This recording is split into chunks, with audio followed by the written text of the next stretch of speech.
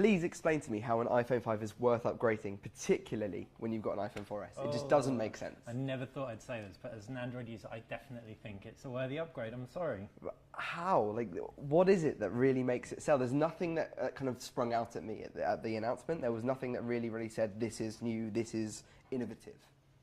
Apple focused on one thing at a time. This time they're focused on screens. Movies looked rubbish on the 4:3 aspect ratio of the iPhone 4S. It had horrible black borders. Now you're going to have a feasible PMP player, and it's just, you know, a really solid phone. iPhone 4S was solid. Now it's just better. So video playback is your key kind of like additional thing. That's what is going to draw people to buying from a 4S.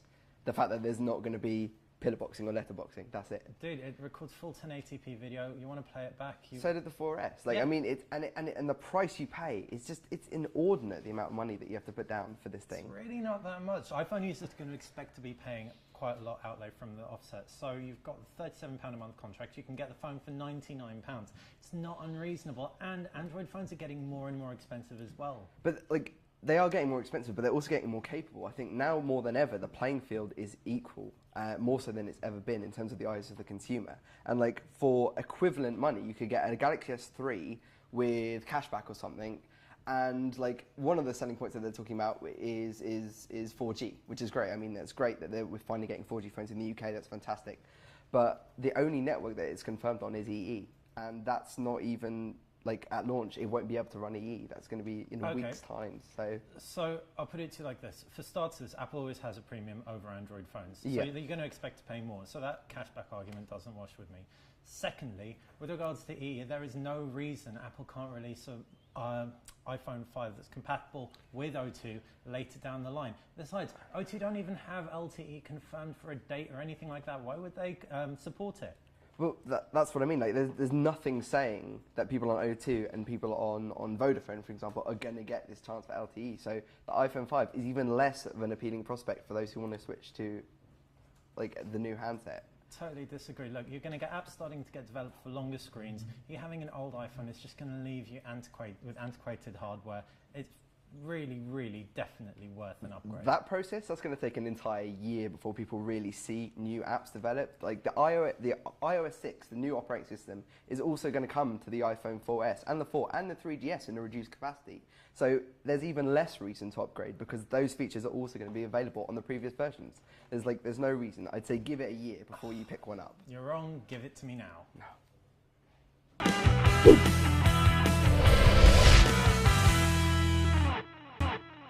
If you've ever owned an iPhone, you'll likely recognise this application here, the YouTube app. It's basically served the iPhone since it first was released, and now that the license between Google and Apple is coming to an end, with the launch of iOS 6, it's not going to be on the phone anymore. So what are you going to do? You're going to have to download this. It's a new YouTube application developed by Google for the iPhone that users will have to download once it launches. It looks fairly similar with the featured videos and recommended videos on the front page, but if I either tap this button up in the top left here or swipe to the side, anyone who's using an Android device will immediately recognize this interface. It's much more like the Android, and it also provides a much more universal experience for the YouTube applications on mobile devices in general. So if I swipe to the right, I can see my account, I can change the settings, I can add channels, you can also see feeds from various channels, and also any subscriptions you have, they'll also appear here. Of course, you can search using the top right.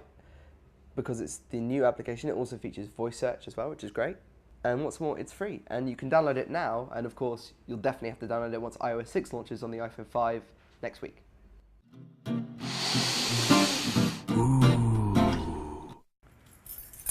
These are my keys. This is my 64GB SanDisk USB key, and it's amazing, but it's not our bake of the week. It's the HTC A100.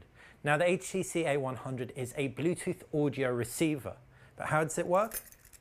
If you just disconnect it from its cap, discard your keys, you've got a 3.5mm pin.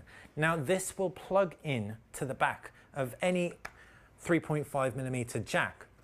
We've got it connected to our loudspeaker, and if we connect it to our phone, we can simply stream music wirelessly, as you can see now.